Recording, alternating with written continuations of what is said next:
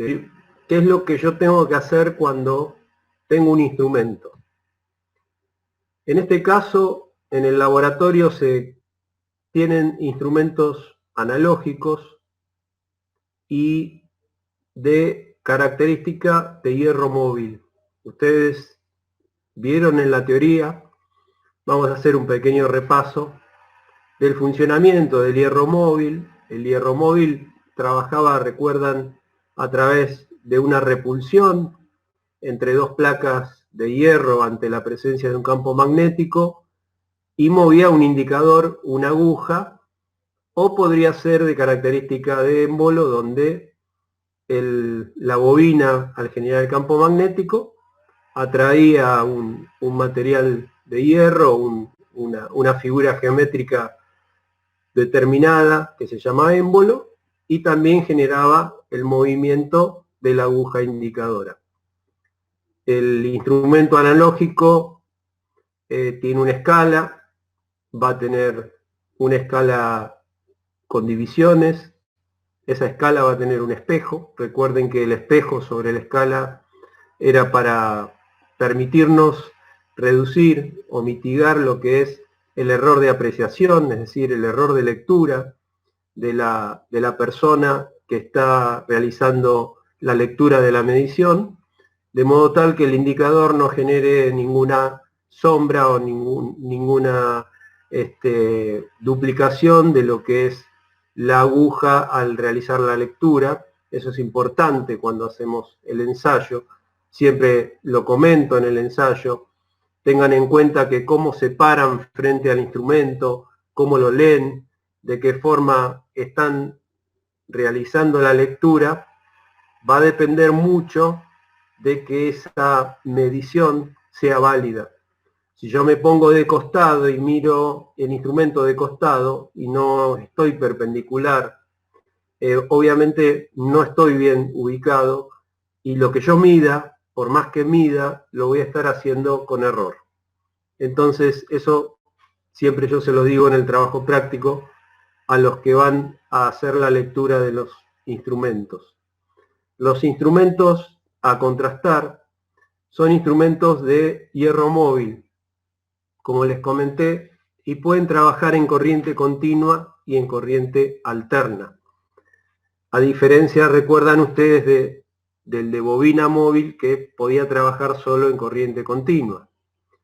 Por lo tanto, este ensayo en particular vamos a hacerlo en corriente alterna, aunque podríamos haberlo efectuado en corriente continua si el instrumento nos hubiese permitido, digamos, dar una escala en corriente continua, y cualquiera de las dos corrientes son válidas para mover la aguja indicadora en un instrumento de hierro móvil. El objetivo del ensayo es el contraste. Ahora lo vamos a leer un poquito, pero es el contraste. Contrastar por comparación. Vamos a ver ahora que tomamos un instrumento que es un amperímetro y un instrumento que es un voltímetro de una clase determinada, y queremos saber si ese instrumento está dentro de su clase o está fuera de clase. Lo que vamos a tener que leer es la guía de trabajos prácticos, que yo siempre les digo, antes del trabajo práctico, lean la guía, lleguen a la universidad, al laboratorio, por lo menos teniendo una idea de lo que estamos midiendo y de lo que vamos a hacer. Y después, por supuesto, se puede complementar, en este caso con el contenido de esta guía en particular, o con alguna otra documentación que ustedes quieran leer o que tengan para leer, para llegar con más conocimiento a lo que es el ensayo del laboratorio. Siempre tenemos que conocer el circuito que vamos a emplear. Eso lo van a hacer ustedes. Yo no, en eso lo que hago es normalmente, o lo que hacemos con Mauro, es normalmente armarles el circuito, para no mentir. O sea, armamos el circuito pero después ustedes son los responsables de revisionar si el circuito está bien armado, y una vez que ustedes me dan el ok, yo después hago el ensayo, porque puede ocurrir que yo también me equivoque, y puede ocurrir que alguno de ustedes detecte alguna diferencia con algún esquema y me permita a mí salvar esa condición. Para lo cual normalmente es realizado por nosotros y es revisionado por ustedes. A partir de ahí, cuando esto ya está en condiciones, recién ahí comenzamos con la práctica. Es muy importante en todo trabajo práctico, chicos, esto se los digo, la seguridad. La seguridad ante todo. Lo que es, cómo es el tema del tablero de alimentación, qué es lo que estamos alimentando, qué hornes van a estar bajo tensión, a qué estamos expuestos, a qué peligro, digamos, estamos expuestos en el laboratorio. Mitigar todo eso, tener en cuenta fundamentalmente la seguridad.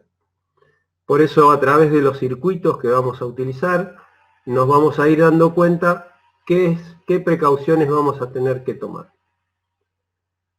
Cuando se hace un ensayo, cualesquiera fuera, en un laboratorio, de cualquier tipo de ensayo y de laboratorio, en el protocolo, que después ustedes van a constituir después que realizamos el ensayo, se especifica de una forma muy clara qué tipo de instrumentos y equipamientos estamos utilizando para realizar el ensayo o la medición.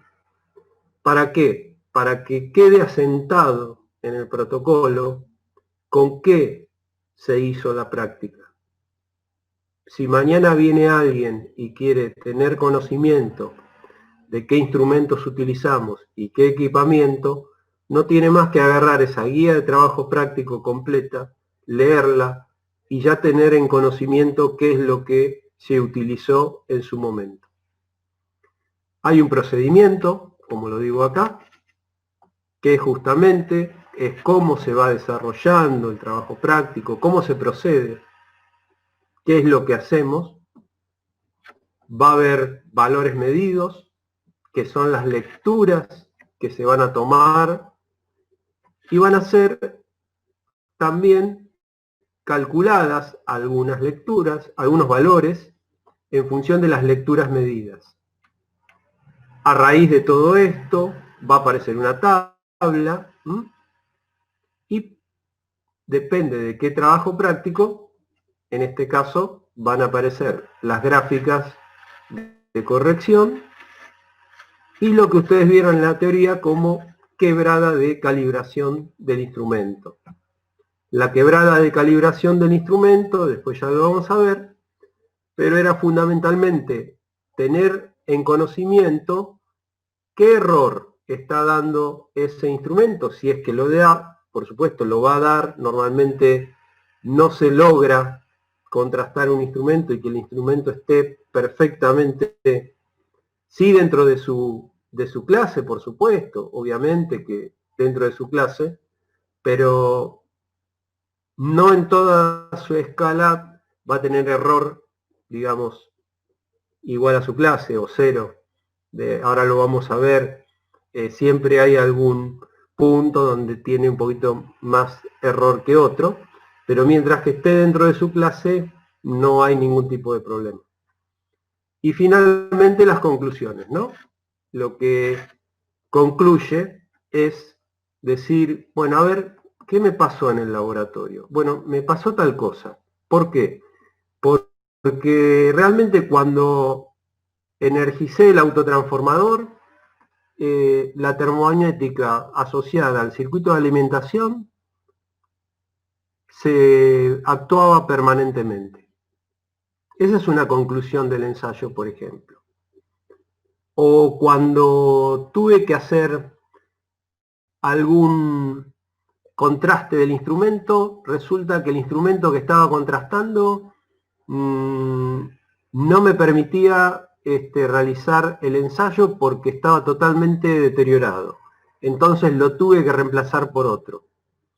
Este ensayo me permite para tal cosa, es decir, me permite poder obtener una fotografía instantánea de ese día que hago el ensayo, de cómo se encuentra el instrumento en condiciones de su clase, si está dentro o fuera de su... Es decir, todo eso son conclusiones, y a las conclusiones yo siempre le agrego esas observaciones para que quede bien claro qué pasó en el ensayo y qué conclusión obtuve en función de lo que hice.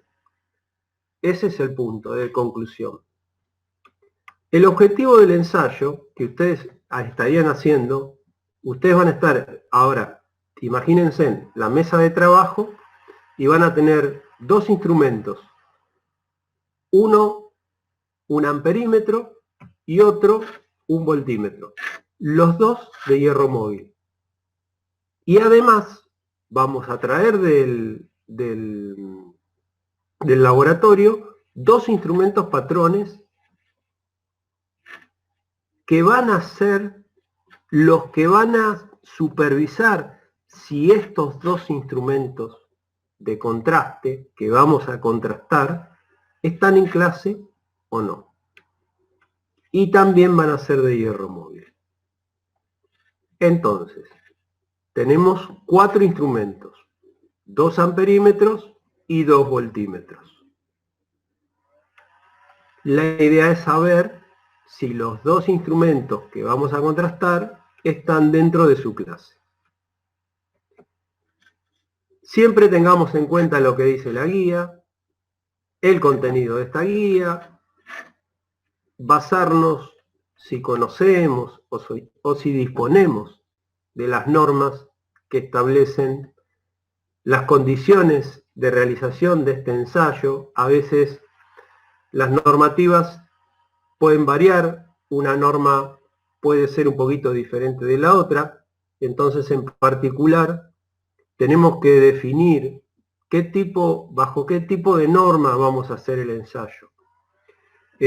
Para este ensayo, bueno, vamos a usar la norma IRAM, pero yo lo digo en general ahora, en general se pueden usar un montón de normas que están disponibles y eso depende de la preselección que previamente uno le exija al laboratorista para que ensaye bajo determinada norma. Puede ser una norma IEC, que son las normas europeas, o una norma ANSI, que es una norma americana, o una norma NBR, que es una norma brasilera, o BDE, que es una norma alemana, para lo cual hay una gran cantidad de normas internacionales y nacionales, sería la IRAM, para establecer bajo qué norma realizamos nuestros ensayos.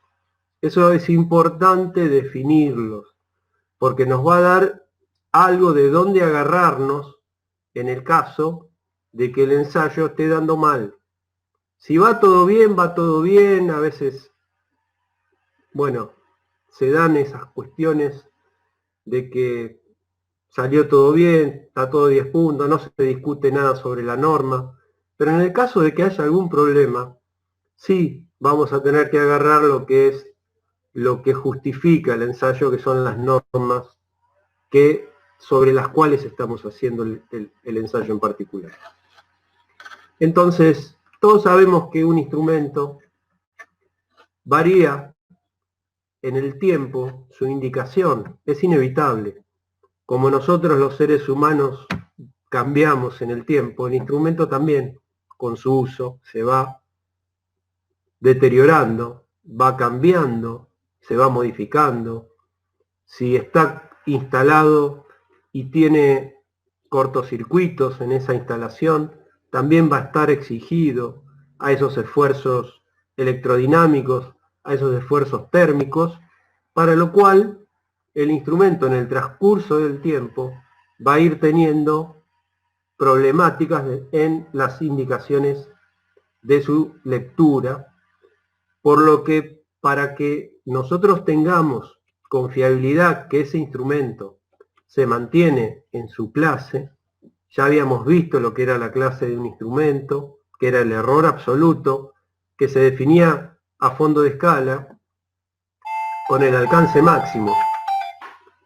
Entonces, ese instrumento podía yo definir si en realidad permanecía en escala, digamos, en clase, en esa escala, o no.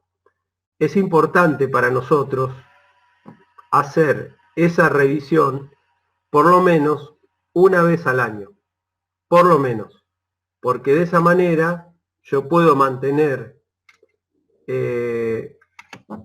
digamos, la tranquilidad de que ese instrumento está en clase y no que estoy midiendo cualquier cosa, ¿no? Esa es la idea. Entonces, el contraste de un instrumento se realiza comparando lecturas donde las mediciones que indica el instrumento se comparan con las lecturas que indica un instrumento de mejor clase, que sería el patrón.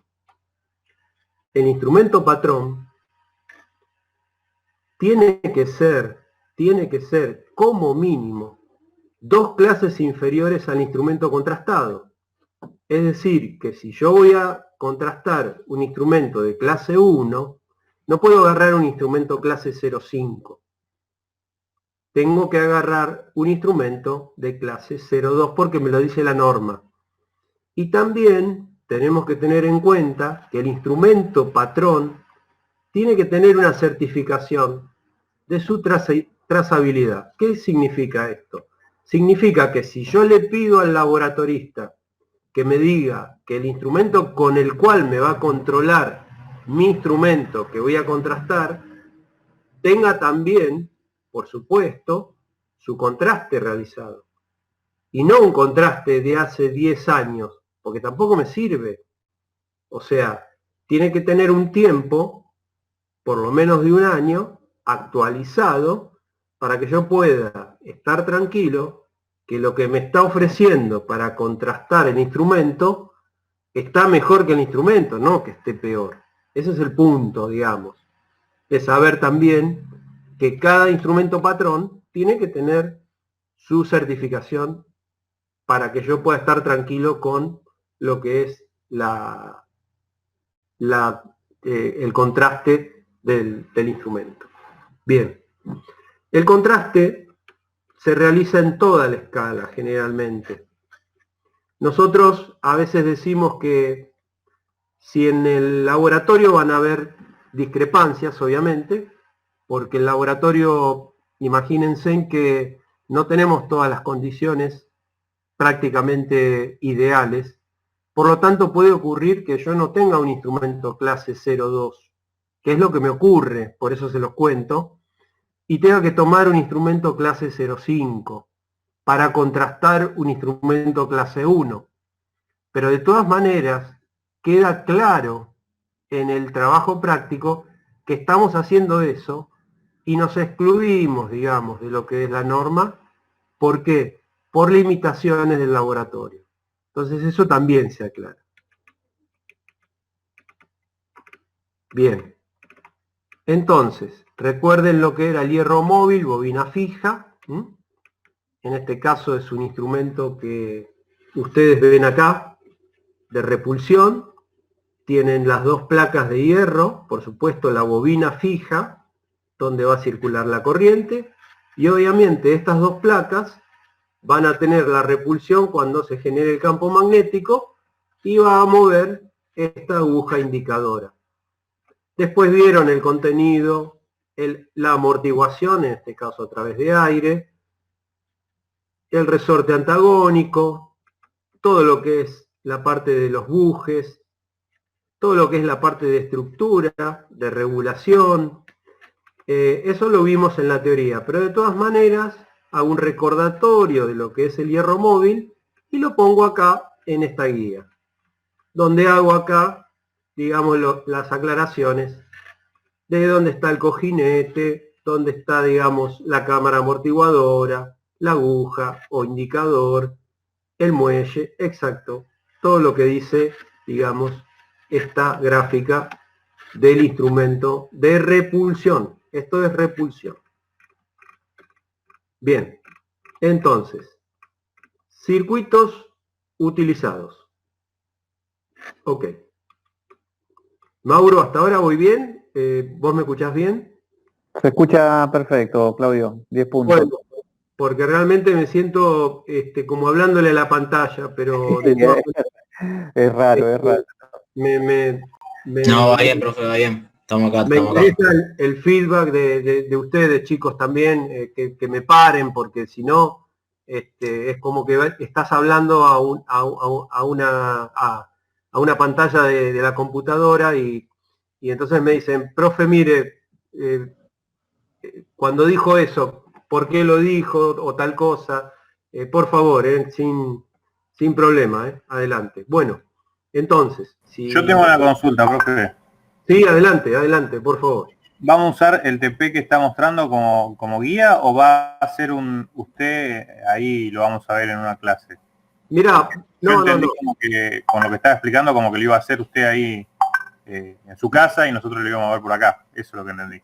No, en particular no puedo hacer eso porque no tengo, mirá, no lo que yo les puedo ofrecer este año por ahora es que ustedes vean esto, traten de interpretar e imaginar de la mejor forma posible lo que les estoy contando y lo que les muestro con las fotografías, porque presencialmente yo no sé cuándo lo voy a poder hacer o cuándo se va a poder liberar. Nosotros con Mauro intentamos, le pedimos a las autoridades de la universidad poder acceder al laboratorio, filmar, aunque sea nosotros dos nada más, Mauro y yo, y poder mostrarles a ustedes una filmación del ensayo. Pero no, tampoco está permitido, para lo cual no tengo otra forma de que de esta manera tratar de ser lo más claro que puedo con lo que se hace en el laboratorio. Es decir, si se abre lo presencial, por supuesto, lo repetiremos, pero si no se abre, no, van a quedar con esto. ¿Se entendió la respuesta o hay alguna otra consulta? O sea, para hacer el TP nosotros vamos a usar esto que nos está mostrando, nada más. Hasta ahora. Exactamente.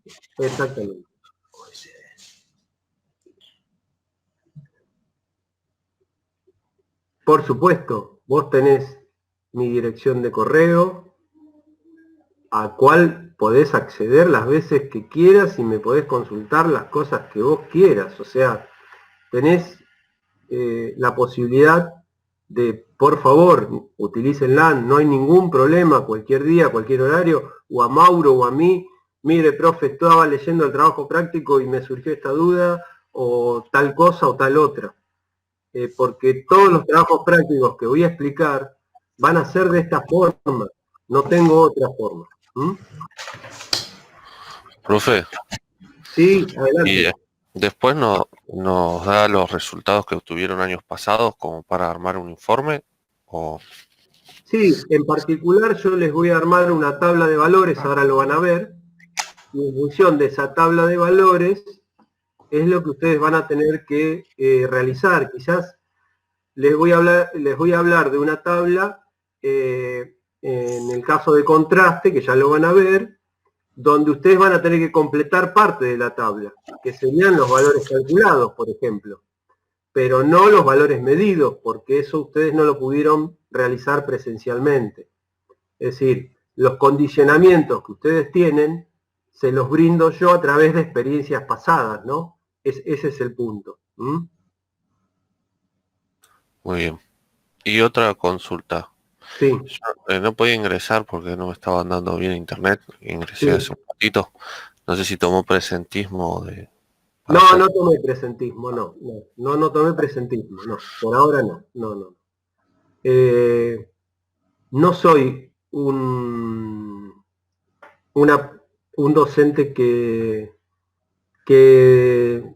me adapto a lo que el jefe de cátedra indique, pero yo siempre consideré que el alumno universitario tiene ya la libertad o poder tomar la determinación por su cuenta de que si quiere participar o no de algo, con su responsabilidad y su compromiso, ¿no? Por supuesto, asociado a que si no participa, poder acceder a ese conocimiento a través, siendo autodidacta o de alguna otra manera, ¿no? Yo no voy a estar persiguiendo a nadie en mis clases que estén o no estén. Yo prefiero que estén por interés de ustedes y que de alguna manera yo no los aburra, entonces les interesa escucharme o aprender algo, a andar tomando lista de quién está y quién no está. No es mi forma.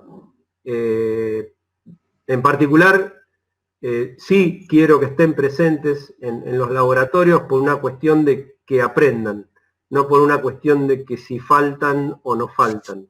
No sé si me siguen en lo que digo.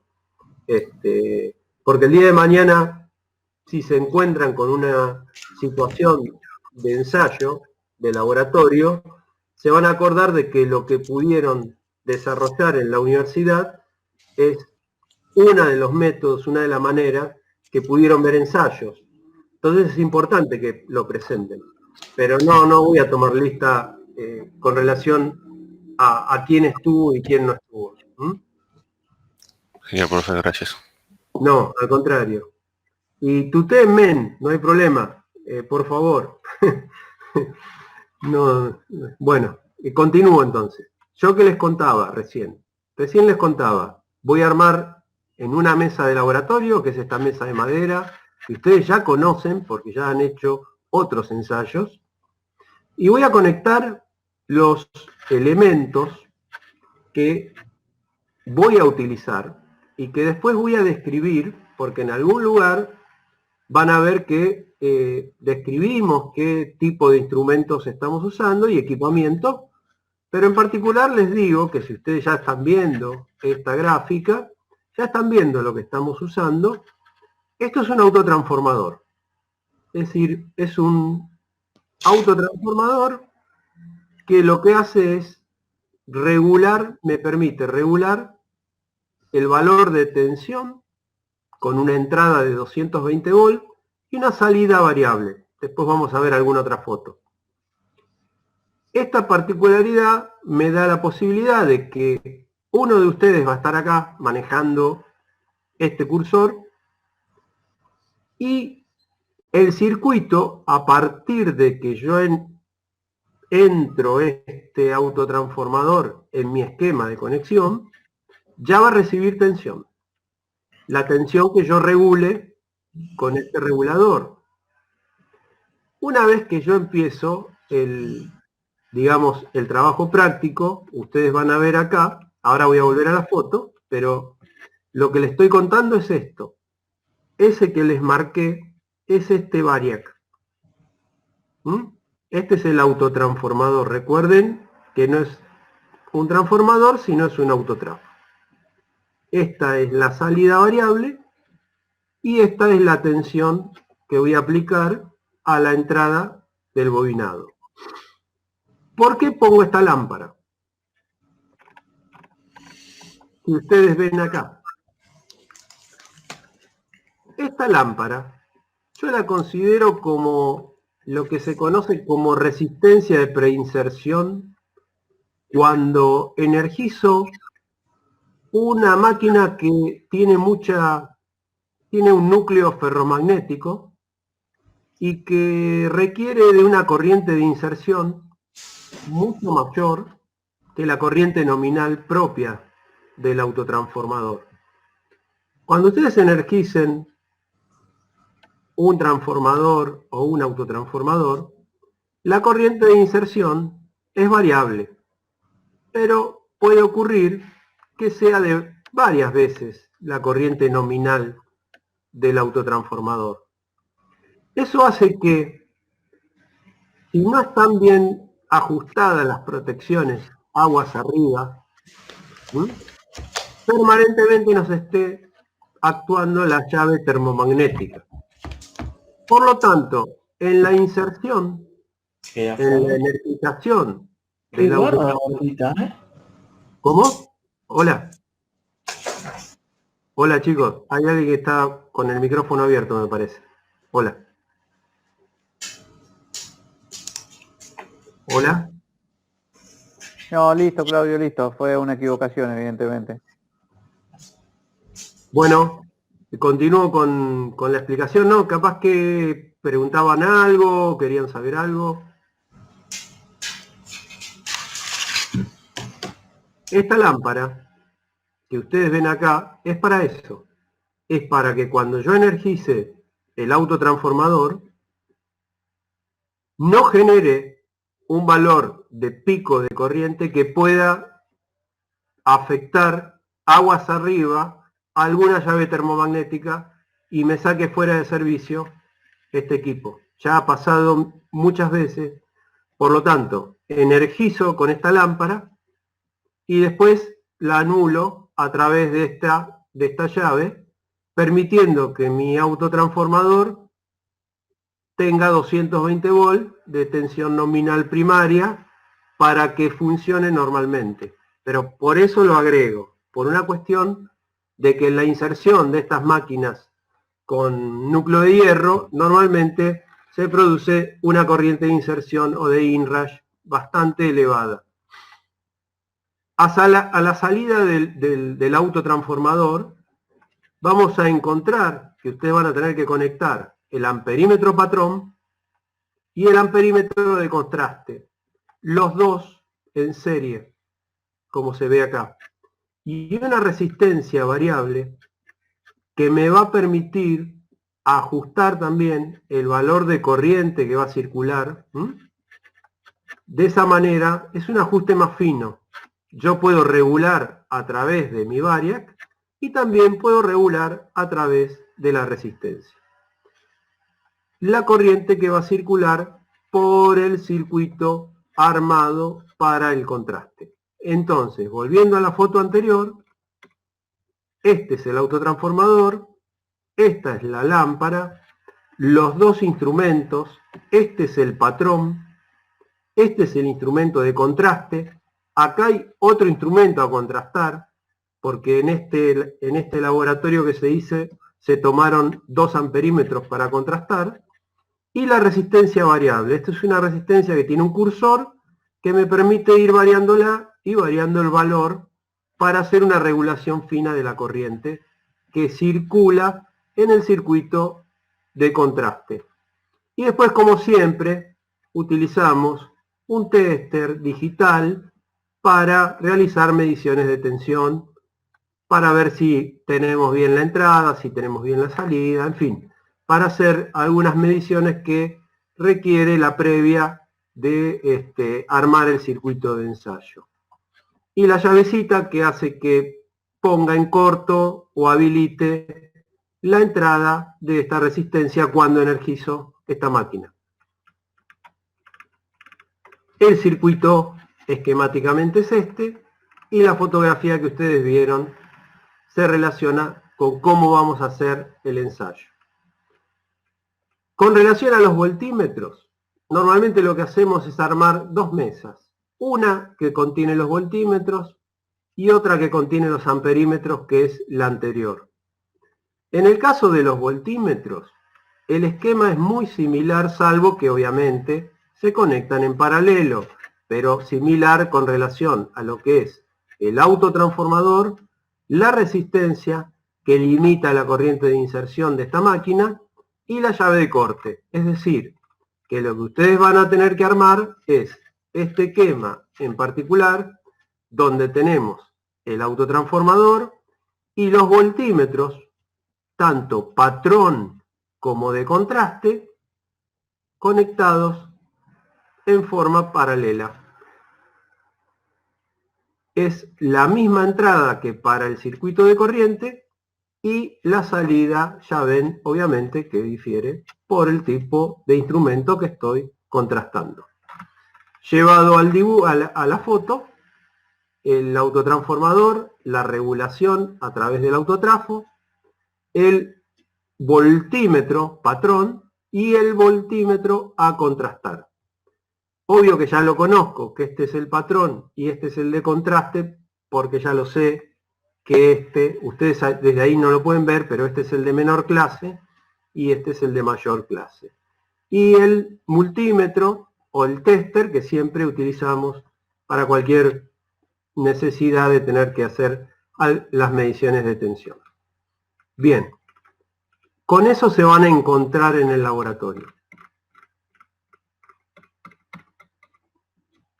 Acá más en detalle, por supuesto, en el caso de los instrumentos y equipos utilizados, el voltímetro a contrastar con su número de inventario, su clase, fíjense en que es clase 1, que es hierro móvil, tensión continua o alterna, que es lo que hablamos del hierro móvil, posición de uso horizontal, podría haber tenido una posición de uso con un ángulo o posición vertical, depende del tipo de instrumento, una tensión de prueba de aislamiento, que normalmente para estos instrumentos es de 2 kV, y los alcances del instrumento. Fíjense en acá que ustedes se van a encontrar con un instrumento que tiene 1, 2 y 3 escalas. Obviamente, esta escala no la voy a usar para contrastar porque es una escala muy alta de tensión, 520 volt, y no quiero arriesgar en trabajar con valores elevados de tensión. Entonces voy a llegar hasta esta escala, 260 volt. Contrastamos esta escala y contrastamos esta que está acá, digamos, entre 0 y 130, entre 0 y 220 o 2. No llego a 260 tampoco, para lo cual la escala que voy a contrastar va a ser limitada, digamos, en el alcance, pero de todas maneras lo que yo quiero mostrar es la metodología de contraste y bueno, no voy a llegar también a este valor elevado de tensión, más allá que el instrumento me permita medir en ese valor. Fíjense en la escala superior está 260-520, la escala inferior está en 130, todas las marquitas estas que ustedes ven acá son las divisiones. Obviamente cuando estamos en el laboratorio les explico cómo contar las divisiones, ¿para qué? Para poder tomar lo que es la constante del instrumento. La constante del instrumento es el alcance del instrumento sobre el número de divisiones. Esa constante se multiplica por el número de divisiones que ustedes están leyendo y se obtiene el valor final. Muchas veces leemos directamente, pero se sugiere que, por supuesto, en un contraste tengamos que hacerlo de esta manera porque tenemos mucha más precisión. Les puedo asegurar que leyendo el número de divisiones y multiplicándola por la constante del instrumento, que recuerden es alcance sobre número de divisiones, podemos obtener el valor de medición de mejor forma. Lo mismo que para la escala de abajo, en el caso de 130, va a pasar lo mismo. Tenemos que contar el número de divisiones de abajo y sacar la constante para esta escala y para la otra escala. Es decir, cada escala de medición que ustedes tengan en un instrumento tienen que obtener su constante. ¿Por qué difieren entre ellas? Para lo cual, cuando estoy en una escala tengo un valor y cuando estoy en la otra tengo otro. Lo que les pido es, para completar por el alumno, miran esto, mecanismo de medida, bueno, che, ¿qué es? Van a buscar el símbolo, este símbolo, bueno, ya saben lo que es, ponen acá hierro móvil. Posición de uso, che, ¿y dónde está la posición de uso? Ah, mirá acá, esto es la posición de uso, este paréntesis acostado es la posición de uso. Muy bien. La clase del instrumento, clase 1, acá la tienen. La tensión, bueno, la tensión 0,130, 0,260, 0,520, en alterna podríamos ponerla, y en continua. Fíjense que acá dice alterna y continua. Y esta estrellita que aparece acá va a tener un numerito adentro. Normalmente ese numerito es 2. Son 2 kilovolt. Es la prueba de aislación que se le hace al equipo contra tierra. Por lo tanto, este equipo puede soportar 2 kilovolt contra tierra. Para completar, disculpen, para completar por el alumno, indicar los alcances del instrumento en sus 3 escalas, la unidad de medida y estos que ya les conté ahora, para que puedan leer el instrumento y entender qué es lo que el fabricante me está diciendo que este instrumento está cumpliendo. Por supuesto, me faltan datos. Yo tendría que decir, bueno, este instrumento tiene la posibilidad de trabajar entre tanta temperatura, no sé, eso lo dirá el fabricante, entre 10 grados y 50 grados, el instrumento mantiene su clase. Bueno, eso lo establecerá el fabricante del instrumento. Nosotros entendemos que para las condiciones del laboratorio, que normalmente oscilan entre 15, 18, 20, 20 y pico de grados, nunca vamos a tener ese tipo de problema. No nos vamos corriendo, digamos, de lo que es la temperatura del laboratorio, tampoco la frecuencia son 50 ciclos, para lo cual también lo tenemos. La forma de onda de la tensión aplicada también no tiene que ser una forma de onda con muchas armónicas, por supuesto. Tenemos una forma de onda bastante sinusoidal, para lo cual entendemos que las condiciones de contraste que exige la norma se cumplen en el laboratorio. No tenemos campos magnéticos externos que nos estén afectando la medición, para lo cual, una vez que hacemos el ensayo, damos por establecido de que esas condiciones se están cumpliendo. El voltímetro patrón va a ser de una clase, en este caso inferior, porque no tengo un voltímetro de 2 clases menores. El anterior era clase 1, este va a ser clase 0,5. Y fíjense en que tiene 2 escalas. Una acá y otra acá. 0, 130, por lo que veo acá, déjenme ver, 0 es este que está acá, 130 y 260. Si no alcanzan a leer, porque yo tampoco me cuesta leer la foto, quizás la tendría que ampliar acá a la escala, esta escala, y leer ahí cuál es cada uno de los bornes relacionados con el alcance del voltímetro. Pero ¿qué ocurre acá? ¿Qué ocurre acá? Como podría haber ocurrido en el voltímetro anterior. Che, 520 volt. Bueno, este parecería que lo soporta directamente. Si yo pongo acá 520 volt, el voltímetro responde. Pero en este caso, fíjense que hay un valor acá que apenas se alcanza a leer, pero es de 650 volt. Pero acá tengo 3 bornes, pero me está diciendo que puedo leer entre 0 y 650. Qué interesante, porque nosotros habíamos visto, cuando calculamos en errores el primer trabajo práctico, que lo hicimos en el aula, bueno, que es de aula, que un voltímetro podía incrementar la medición en su escala colocándole una resistencia multiplicadora. Como un amperímetro se podía aumentar su medición colocándole un shunt. Entonces acá, fíjense que se coloca en serie una resistencia y eso le permite al instrumento representar ¿no? A través de una nueva constante, esos 650 volts que yo le estaría aplicando entre este borne y este borne, y lo estaría soportando. ¿Por qué? Porque la caída de tensión que se produce acá me la descuenta, obviamente, a la caída total de los 650 volts. Entonces me permite ampliar la escala del voltímetro. De hecho, esta resistencia multiplicadora está en el laboratorio. Si la queremos conectar, podemos usar este instrumento con mayores valores de tensión. Esto es lo mismo que el anterior.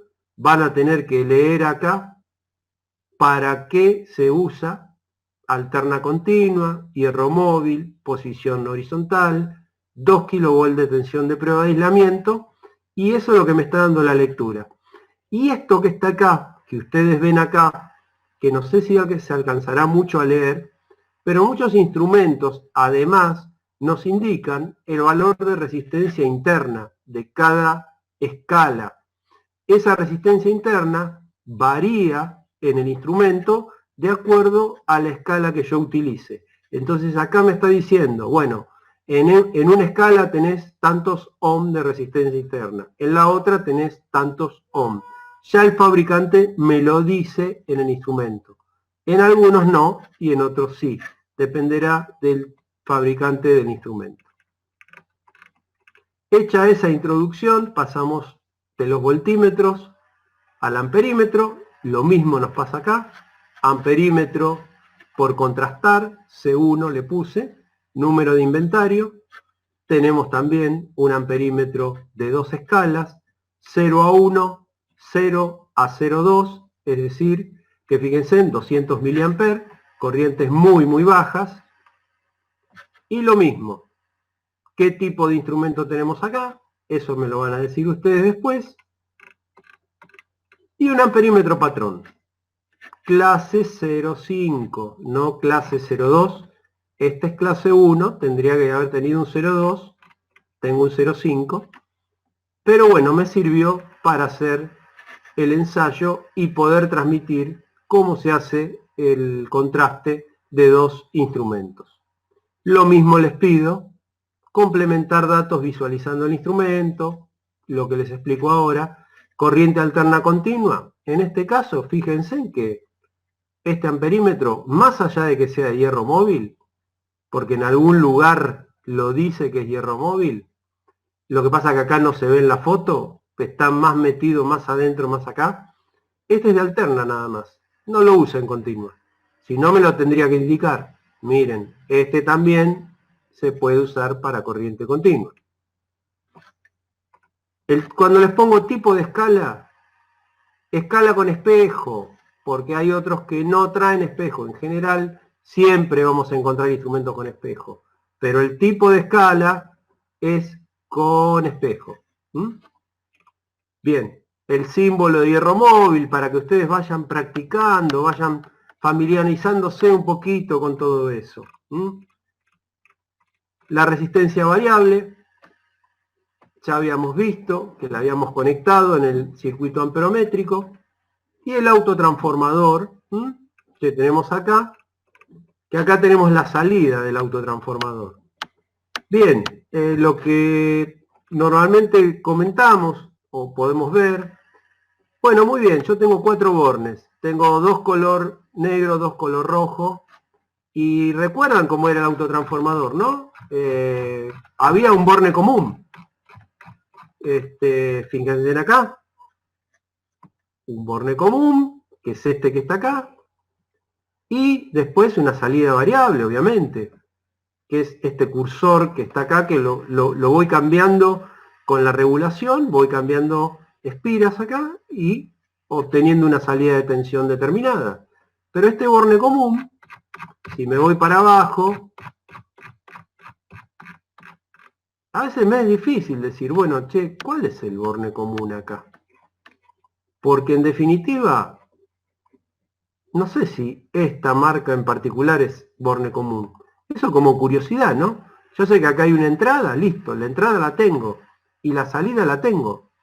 Yo supongo que el borne común puede ser este, y el variable puede ser este. Pero si no lo supiera o no lo consideraría o quisiera saber cómo es, agarro un tester, mido puntas y puntas, donde obviamente tengo 0, donde no hay bobinado, ese es el borne común. Entonces, eso se puede verificar.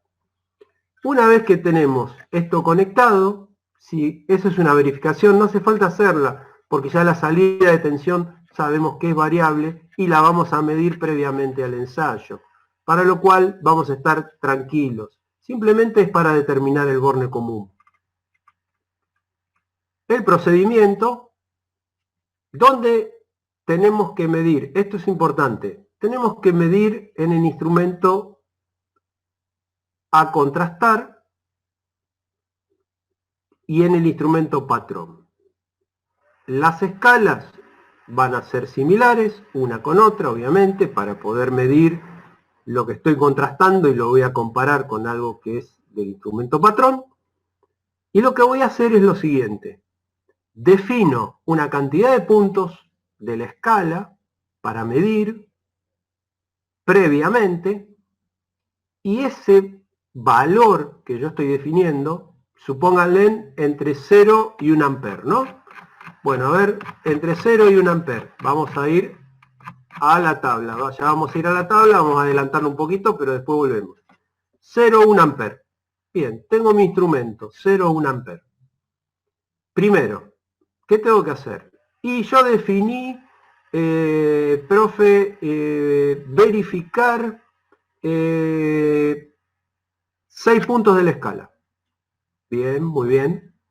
Definimos 6 puntos de la escala. Ok. De esos 6 puntos de la escala, nosotros vamos a dar, como quien diría, una medición de, en este caso en particular fue arbitraria, ¿no? Obviamente es muy libre esto de fijar valores. La escala es amplia y uno puede tomar 10 puntos y elegir qué puntos va a tomar y decir, bueno, a ver, che, quiero ver si acá este instrumento está dentro de su clase o no. Pero en este caso en particular, por ejemplo, los chicos que hicieron este ensayo, esto está sacado de valores de otra práctica, calculan la constante del instrumento de contraste, alcance sobre número de divisiones, obviamente el alcance es en ampere, sobre número de divisiones, y la constante le da 0,02. Y decidieron medir, por libertad de medir en donde queríamos, 17 divisiones, 20, 25, 30, 40 y 43 divisiones. Esto en general lo definimos nosotros en el laboratorio y es un ensayo que obviamente queda a criterio de los alumnos y yo les digo, elijan 5 o 6 puntos de la escala y lo hacemos de esa manera. Entonces, en este caso se seleccionó estas divisiones y es importante tener en cuenta lo siguiente. Normalmente el de contraste se marca la división que yo quiero contrastar y sería lo primero que hago. Bueno, quiero contrastar en 17 divisiones y después leo el patrón, es decir, fijo lectura en contraste y hago lectura en patrón. ¿Por qué es esto? Normalmente el de contraste es de mayor clase, tiene más error absoluto. Y el patrón es un instrumento de menor clase, menor error absoluto, y la escala también de mayor precisión. Por lo tanto, lo que hago es, fijo en este punto de la escala de contraste, y luego leo lo que me indica en patrón. Imagínense, los dos están en serie, por lo tanto, cuando marque acá, inmediatamente este va a tener una medición determinada en función del tipo de instrumento que esté utilizando. En este caso, con esta constante, Y este instrumento patrón, cuando este estaba marcando esto, que es 0,34 amperes, porque en la medición es la constante del instrumento por la cantidad de divisiones que se están mirando, es 0,34 amperes. ¿Y cuánto nos dio el patrón? 0,33. Después elegí 20 divisiones y hago lo mismo. Este valor, que lo van a tener que completar ustedes, como si ustedes estarían haciendo el ensayo, este valor también es 20 por 0,02, 25 por 0,02, y van completando los valores de contraste. Y después van completando los valores que están leyendo en el patrón. Entonces, toda esta tabla queda completa con valores leídos en el contraste y luego leídos en el patrón.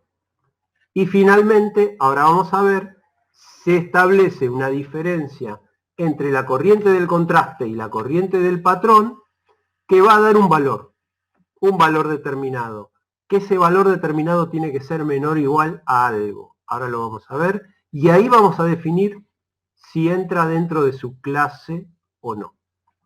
Entonces, volviendo un poquito a lo de arriba, y sin aburrirlos demasiado, estábamos en el variac, el procedimiento, se dispone de una fuente de alimentación, ya lo sabemos, un autotransformador, el instrumento C, que es el que se quiere contrastar, y el instrumento P o patrón, ya lo sabemos. El instrumento P tiene que tener certificación, trazabilidad en su calibración, y debe ser de 2 clases menor a la del contrastar. Se conectan de forma tal que, en este caso, como estamos hablando de los voltímetros, va a ser conexión paralelo para los voltímetros o conexión serie para los amperímetros. Eso quedó claro. Si bien se contrasta toda la escala, en puntos de esta que no son utilizadas por su elevado error relativo, puede evitarse el contraste. Esto debe expresarse en las conclusiones del ensayo. Todo lo que hagamos lo ponemos después en las conclusiones. Se hace coincidir la lectura del instrumento C, que es el que estoy contrastando, con el valor que quiero contrastar, lo elijo yo, es libre, en el laboratorio es libre. Y luego se lee el patrón. No hago al revés, no pongo un valor en el patrón y después leo el de contraste, sino que pongo siempre un valor en el contraste y después leo el patrón. Ese es un procedimiento que lo tienen que tener bien claro. Fijo un valor que quiero saber cómo está en el contrastado y luego leo el patrón. Tengo la lectura de ambas mediciones y después hago los cálculos para ver si está en clase o no. Y acá hago un comentario que es el siguiente. Cuando nosotros tenemos estos instrumentos que son contraste y de patrón, los dos tienen error de clase. El patrón, por más bueno que sea, siempre tiene un error de clase, porque por más que baje una clase a 0,1, la clase 0,1 es 0,1% en error absoluto. Por lo tanto, los dos instrumentos tienen error. Y los dos se tienen que considerar en la medición. Pero, como estas diferencias entre clases no fueron de 2 clases, sino que contrasté un clase 1 contra un 0,5, decidí o determino que no tengamos en cuenta el error del patrón. Pensemos que el error del patrón es 0, lo excluimos, o sea, es un instrumento ideal. Eso es lo que mantenemos en este laboratorio y se los explico a los chicos en la práctica y les aclaro que no vamos a considerar el error del patrón. El proceso de contraste. La IRAM 2023 nos da un montón de pautas, digamos, de cuestiones, de todo lo que tenemos que tener en cuenta, definiciones con relación a lo que es la parte de instrumentos analógicos y hay una partecita que está asociada con lo que es la parte de las condiciones de control o contraste de un instrumento. Así que eso después yo se las voy a pasar por correo, no se las pasé en esta etapa porque la verdad que pesa un montón y dije, bueno, después se las voy a compartir. Entonces, vamos a los voltímetros. ¿Ya entendieron entonces más o menos de qué trata la cosa? Vamos a los voltímetros. Fíjense lo que yo les contaba recién. Yo tengo un voltímetro a contrastar. Perfecto. ¿De qué clase es? Clase 1, ya lo habíamos visto. Clase 1. ¿Y qué alcance tiene? Bueno, voy a tomar la escala de 130 volt. ¿Se acuerdan que tenía la escala de 0, 130, 0, 260? Pero en particular ahora estoy haciendo el cálculo para la escala de 130 volt. Entonces, lo que yo les pedía era justamente completar la tabla, hacer los cálculos para la segunda escala de medición, que es lo que vamos a hacer ahora, que lo tienen escrito. Para lo cual, lo que voy a hacer ahora es calcular el error absoluto del instrumento a contrastar en función de su clase y su alcance, es más o menos 1,3 volt.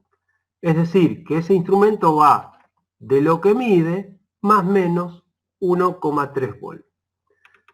Como no tenemos en cuenta el error del patrón, no hay ningún calculito de estos, simplemente el cálculo se realiza sobre el error del contrastado.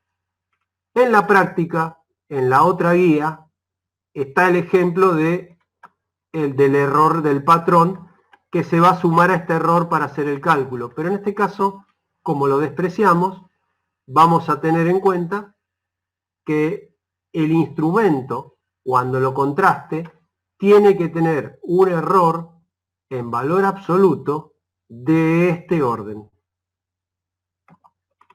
Entonces, tomamos la escala 0-130, como hicimos. Este es un ejemplo. Voltímetro contrastado, voltímetro patrón. La diferencia entre los valores que yo mida, fíjense, en este caso en el contraste me di 60, en el patrón me di 60,5.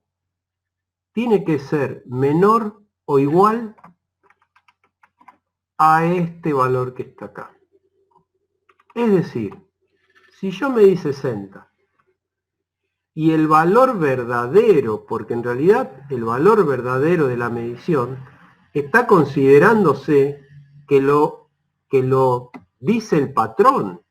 Este es el contrastado. Yo no sé cómo está este. Este es lo que yo tengo que saber cómo está midiendo.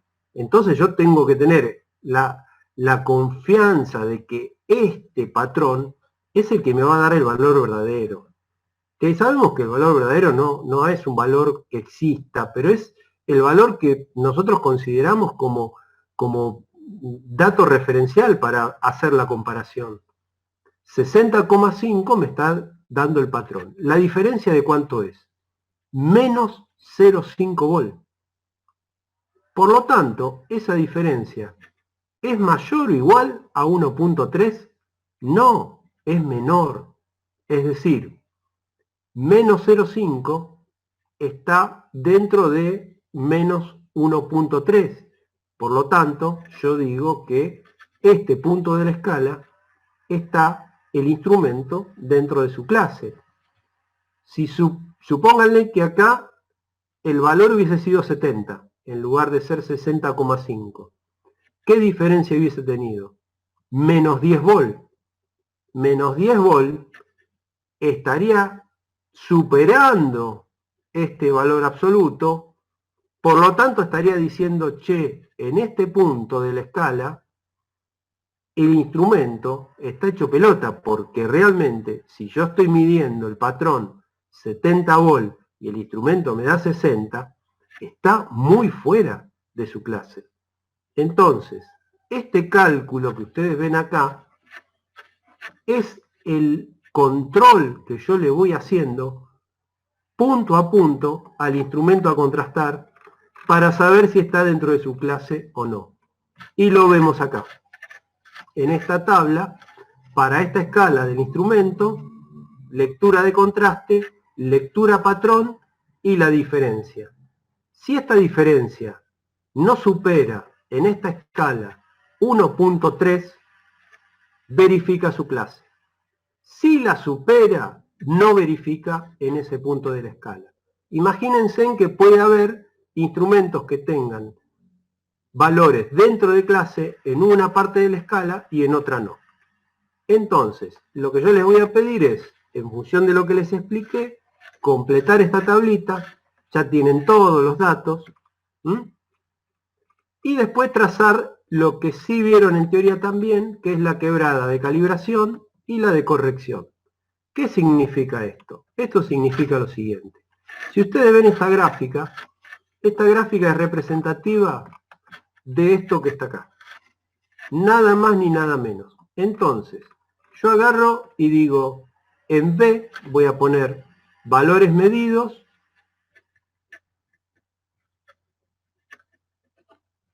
y lo que yo voy a establecer que cuando yo estaba en 50 volt, cuando yo estaba en 60 volt, cuando yo estaba en X valor, no sé, después veremos cómo lo vamos armando en función de lo que medimos acá, lo que voy a obtener es un error de medición que puede ser positivo o negativo. Y no importa cómo sea, porque en definitiva lo tengo que representar dentro de esto, digamos, de esto de lo que estoy viendo acá.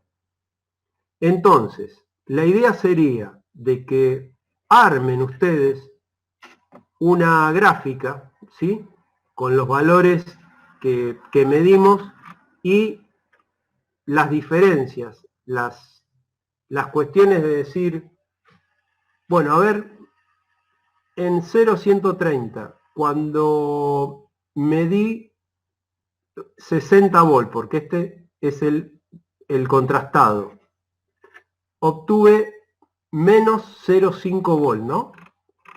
Entonces yo puedo decir que en 60 volt yo tengo menos 0,5 volt de error. Y en realidad, para poder calibrarlo, de alguna manera, decir, le tengo que a este error por defecto sumarle a la medición 0,5 volt para que el instrumento esté indicando lo más correcto posible. No sé si me explico en lo que explico. Es decir, va a haber un valor que va a ser la diferencia entre el patrón y el contrastado. Y ese valor, espejado de alguna manera, me va a permitir decir, che, ojo, porque a los 60 volt el instrumento está midiendo 0,5 volt menos. Es decir, que si yo quiero obtener el valor que sería la medición, tengo que sumarle 0,5, porque si es por defecto, tengo que sumarle. Y si hubiese sido por exceso, tendría que restárselo. Eso es un poco la idea de estas gráficas. Si ustedes quieren acá poner gráfica de error, por ejemplo, no sé, la color bordó, y gráfica que tengo que utilizar para que el instrumento funcione correctamente en color azul, lo podemos llamar también. Quizás calibración y corrección, acá, bueno, se le puede dar una interpretación distinta. Olvídense de esto. Olvídense de lo que está diciendo acá.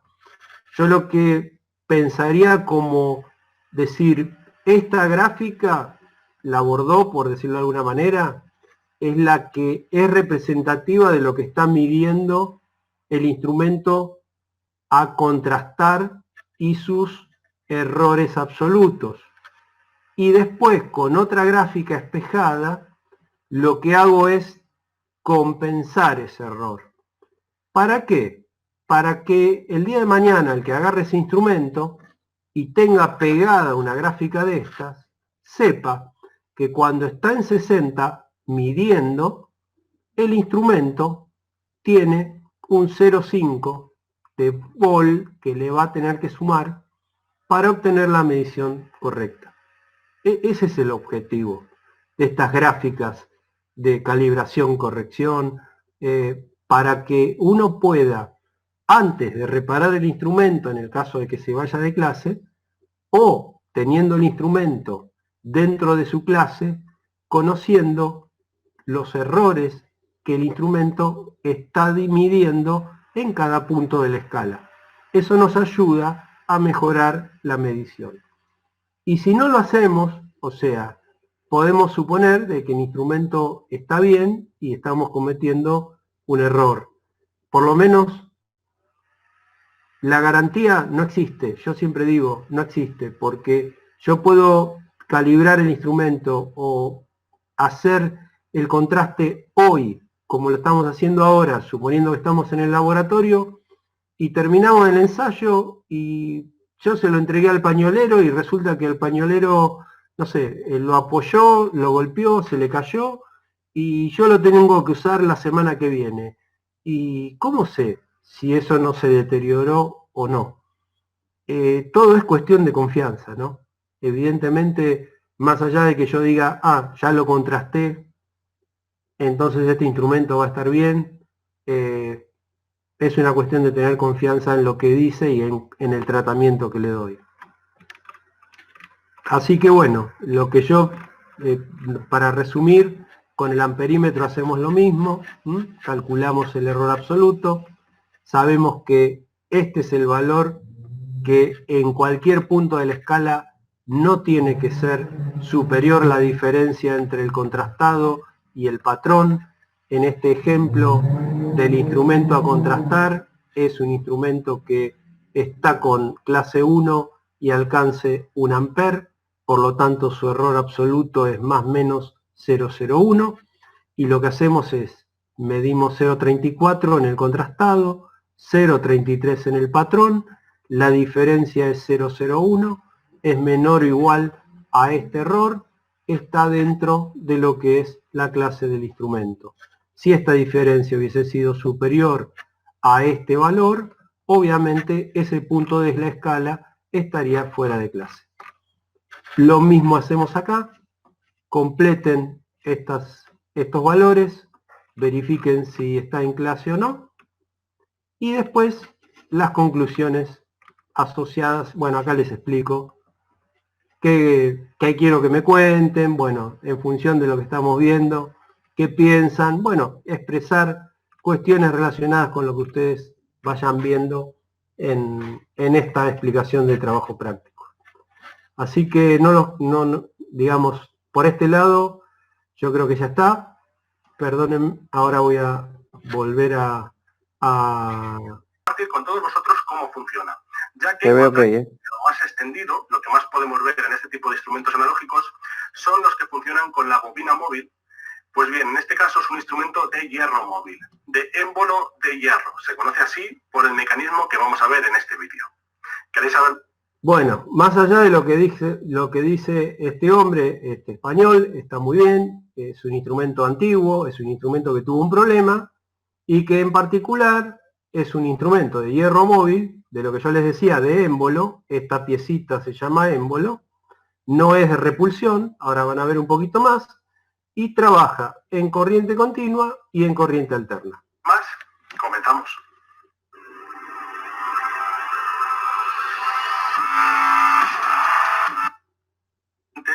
A la construcción de material didáctico para institutos, colegios y demás. Y esta empresa pues fabricaba instrumentos de medida como este, que es un voltímetro, que funciona tanto corriente continua, aquí veis la escala 20 voltios corriente continua y el símbolo, como para medir corriente alterna, y aquí tenemos hasta 200 voltios de corriente alterna, veis ahí el símbolo, en función de si conectábamos aquí este instrumento de medida o lo conectábamos aquí para hacer la medida en corriente alterna. Pues bien, el instrumento estaba estropeado, lo he reparado, ahora os voy a enseñar lo que he hecho, que es muy sencillo, y está construido. El chasis es metálico, el soporte es metálico, fijaos, tiene 3 bordas de conexión, con estos 3 cables, que están colocados exactamente en el mismo orden de las bordas, este sería verde, negro y rojo, y luego tiene 4 patas de goma para apoyarlo en la mesa firmemente. Después tenemos el instrumento de medida, que ya sabéis que todos los instrumentos de medida se basan en un galvanómetro, que es un instrumento que mide corriente eléctrica, y luego le añadimos una serie de resistencias que se denominan SUN. ¿Vale? Si conectamos esa resistencia en paralelo con el instrumento, vamos a tener un amperímetro o miliamperímetro, depende del valor de la resistencia. Si conectamos el SUN o resistencia en serie, vamos a tener voltímetros. Y en función del valor de la resistencia, podremos medir una escala u otra, como vamos a ver en este caso, que como veis vale para 20 voltios corriente continua y 200 voltios corriente alterna. El instrumento está construido en baquelita y cuando trabajáis con este tipo de instrumentos tenéis que tener mucho cuidado porque la baquelita es muy frágil. Si le damos un golpe se va a partir muy fácilmente. Esta es la cubierta frontal de baquelita y aquí donde tenemos el instrumento. Consta de muy pocas piezas que ahora vamos a ver. ¿Cuál ha sido la reparación que yo he hecho? Cuando yo he recogido el instrumento, pues lo primero que he hecho ha sido limpiarlo, comprobar cuál era el fallo. Estaba lleno de polvo y suciedad acumulada durante años. He comprobado que esta bobina, que veis aquí, que ahora vais a ver mejor, estaba suelta de su soporte. Iba sujeta con 2 tornillos, como estos que veis aquí. Y el soporte de la bobina, que va atornillado con plástico, pues se ha roto. Se había roto en esta parte y se había roto en esta. Y estos fragmentos que veis aquí de plástico son los restos que quedaban dentro del instrumento del soporte de la bobina. Entonces yo simplemente, con el fin de modificar lo más mínimo el sistema, he incluido otros 2 tornillos con estas tuercas que veis y ya funciona correctamente. También podríamos haber puesto un poco de pegamento termofusible, pero quería modificarlo lo menos posible y que esa modificación fuera reversible. Por lo tanto, he puesto 2 tornillos que podemos quitar en un momento dado. Para utilizar un instrumento de medida, para que podamos medir una magnitud eléctrica como la corriente eléctrica, podemos utilizar cualquier propiedad de la materia que varíe con el curso de una corriente eléctrica. Como puede ser, por ejemplo, la resistencia eléctrica, y entonces tendremos amperímetros térmicos. Si queréis, pues podemos ver un ejemplo en otro vídeo. No son muy prácticos de utilizar. También tenemos amperímetros de bobina móvil, donde la aguja, ¿veis aquí la aguja indicadora? Pues iría solidaria a una bobina que se mueve dentro de un campo magnético en función de la corriente que atraviesa la bobina. Luego también tenemos los de hierro móvil, como este caso, y aquí concretamente este tipo se denomina de émbolo de hierro. Bueno, acá donde yo les quiero hacer la aclaración. En el práctico yo les mostré una gráfica de un instrumento de hierro móvil, pero con repulsión. Recuerden que eran 2 placas de hierro que tenía una bobina fija y un campo magnético que hacía que las 2 placas se repulsen y muevan la aguja indicadora.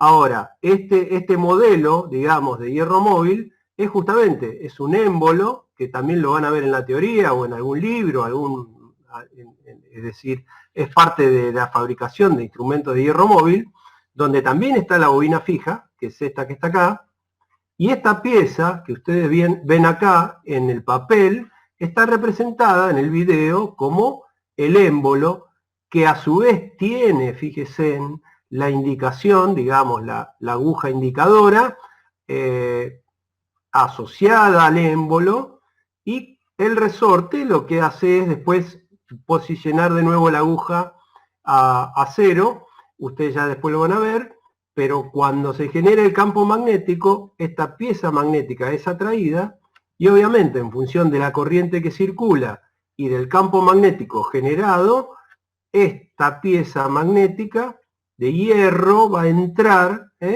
y va a deflectar proporcionalmente a la corriente que circule en la bobina. Ahora vamos a ver por qué. Y luego también tenemos otro tipo que se llama pues de imán móvil. Lo que hacemos es que la aguja va sujeta a un imán y ese imán se mueve dentro del campo magnético de una bobina. Esa es una pequeña clasificación de los diferentes tipos de instrumentos y este es, como digo, de hierro móvil y se conoce popularmente como émbolo de hierro. Aquí, como veis, tengo el vidrio, porque esto es vidrio. Esta cubierta no es de plástico, es de vidrio, ¿vale? Que la tengo limpia y aquí tengo la escala, que si os fijáis abajo tenemos la medida de corriente continua de 0 a 20 y arriba la de corriente alterna de 0 a 200 voltios.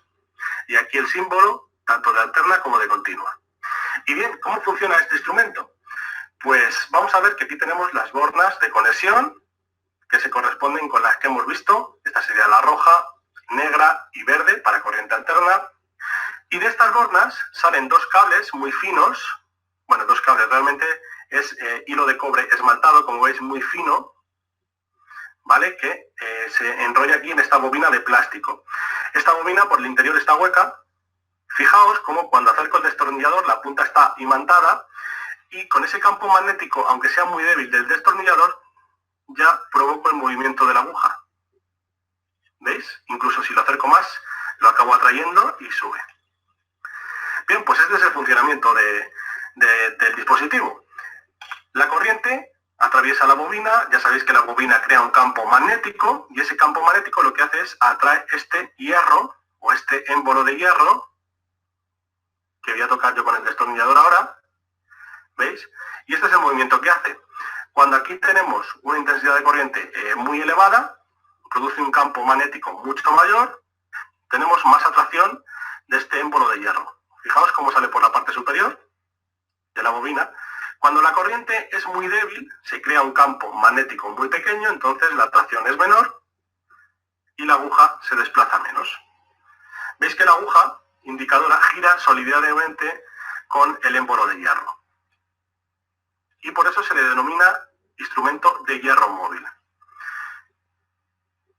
¿Cuál es la fuerza recuperadora para que la aguja indicadora vuelva al origen? Pues como estáis viendo, la aguja está unida.